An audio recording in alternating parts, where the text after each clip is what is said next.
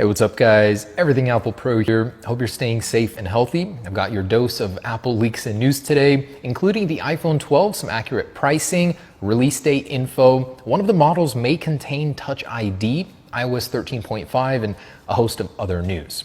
Also wanted to mention I have drawn giveaway winners for our iPhone SE draw. I will be doing another one for 4 iPhone 11 Pros as we fast approach our release date for the Rebel Series cases on the 28th of this month. So stay tuned for that. Honestly, so exciting. We've got a lot of logistics here to take care of, so making ends meet, but we're gonna make that launch. Sorry again for delaying it so long, but I promise it will be worth it.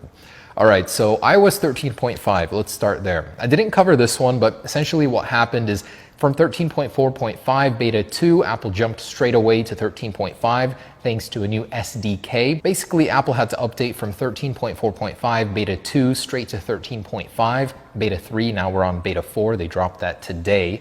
And it includes a new SDK for contact tracing in order to let you know if you've been exposed to someone that has had a confirmed case of coronavirus. This is a somewhat controversial feature, but it should help save lives. Right now it's limited to health officials, but eventually you will be able to enable it if you so choose on your personal device. And a great feature that Apple brought to 13.5, which I think should have been there to begin with, is face mask recognition. Essentially, whenever the lower part of your face is covered up, your iPhone will now recognize that and immediately bring up the passcode screen prompt. Before, you'd have to error out a couple times before that automatically popped up. Just a needlessly long process, which is now almost instant when your iPhone recognizes your face is covered.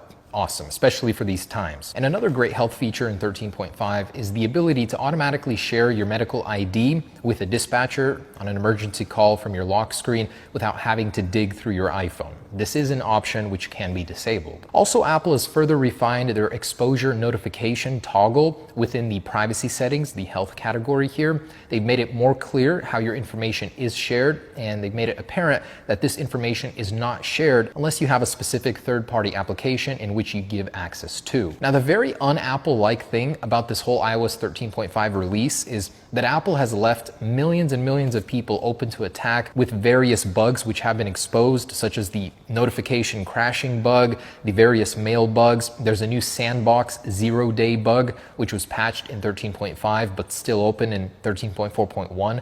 Why has Apple not patched that with a small 13.4.2 update? And Apple has also pushed out a new software update for the AirPods Pro. This one has mixed results. Some people are saying it's an improvement over the pulled firmware, which was bricking AirPods Pro and general instability. Others are saying there's no difference. I personally could not tell the difference between the last one, but there's a new one out. And Apple has announced that Worldwide Developers Conference will now be virtual and happening on my birthday, June 22nd. Thanks for the gift, Apple. I'm so excited to check out iOS 14. We've heard so many features just in leaks. Think about everything that hasn't been leaked yet. I'm so excited for that one. So anyways, we'll be seeing iOS 14 Beta 1 on June 22nd. And by the way, were you guys able to discern any secret messages from the invite this time? There are some far out theories there, but I think that this just signifies that it'll be a virtual event and you'll need a computer or device to watch it on. Maybe we'll see the first ARM Mac there, the 12-inch version, who knows? Also, the date for WWDC has been pushed back 2 weeks. I think this signifies that many of the products are experiencing delays, as well as the iPhone 12s here. So as a result, of course, the event itself will be pushed back also. Doesn't really mean anything, but Max Weinbach sent me this. Xcode, the latest beta, does include reference to iOS 14 and iOS 15. In case you had any doubt that Apple was working on those, there's the evidence. Okay, and getting into the iPhone 12 stuff. So I wanted to say we've updated our designs once again.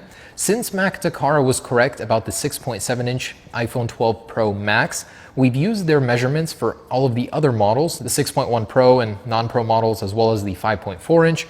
And I wanted to say we were completely wrong on the sizing of the 5.4-inch. Ours was way too big. Actually, taking a look at the sizing in reference to the other iPhone sizes, this thing is small. Imagine that design, full display. This is going to be a ridiculously popular device. You already know that. People love small phones.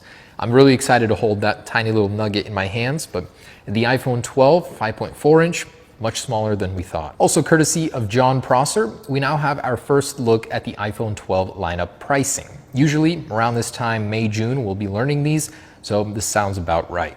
The iPhone 12 5.4-inch entry-level model will start at $649. This is the cheapest organic LED display Apple has ever offered on an iPhone in the smallest form factor. $649 sounds like a steal. A step up from that, the iPhone 12 non-Pro 6.1-inch model will be $749, also an organic LED model. Those two base models will have dual lens cameras. So going further, the iPhone 12 Pro will be $999, sounds about right, and the iPhone 12 Pro Max will be $1,099. So the pricing is staying the same on the Pro models. We don't know about the pricing for the storage, but that sounds very fair to me given the circumstances and everything that's going on, all the tech that's going into these iPhones. I know personally, just listening to all these leaks, seeing how it unfolds, how much work is being put into these, it's crazy that Apple is keeping the price the same. I expected $1,200 for the Max version, and $1,099 sounds very fair. He also confirms that all models will be 5G. No details on millimeter wave or sub 6 gigahertz capabilities if they'll be split up like some of the other leakers are saying, but they will all be 5G. In a separate leak, Prosser predicts that Apple has new iMacs and AirPods ready to go, probably in a warehouse already packaged up, waiting for you. Just unclear when they'll be shipping those out, whether it'll be a WWDC or an earlier drop like we've been getting sporadically here. Also, Prosser, you madman, you leaked the MacBook Pro before Apple dropped it. I thought that was so funny.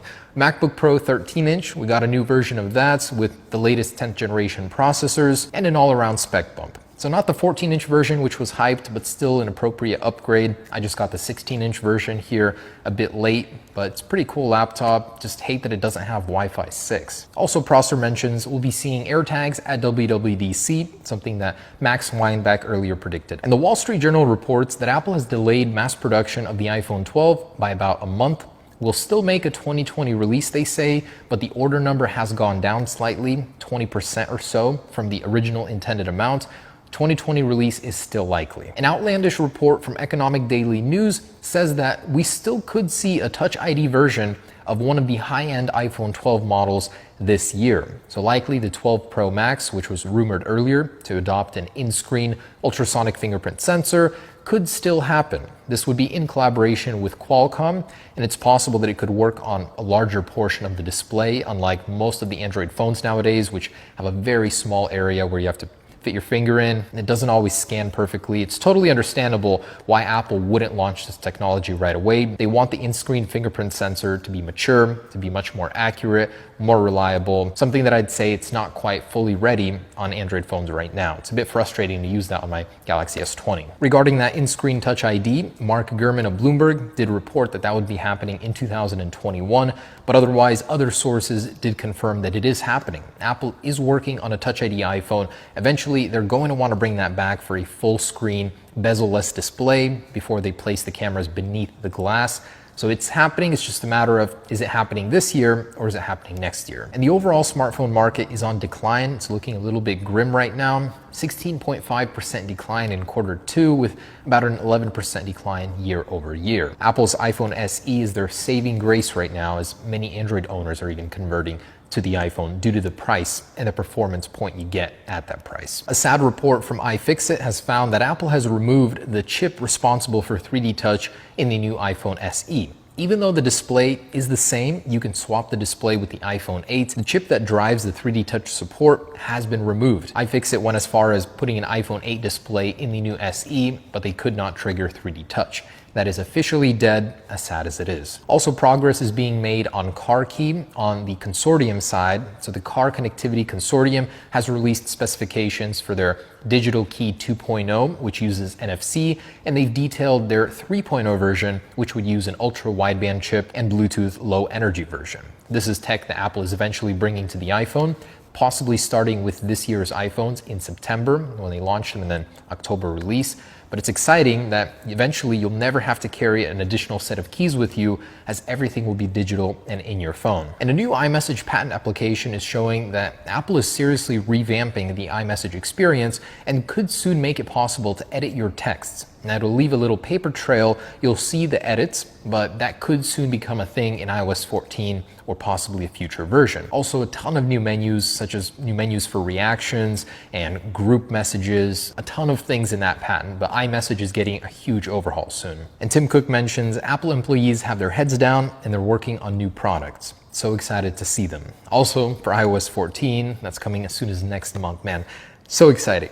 All right, thanks for watching, guys. Just a couple weeks until we launch. Again, I'd love your feedback on our beta 2 of our Gen 2 case. Let us know any improvements you'd like to see down below. Peace.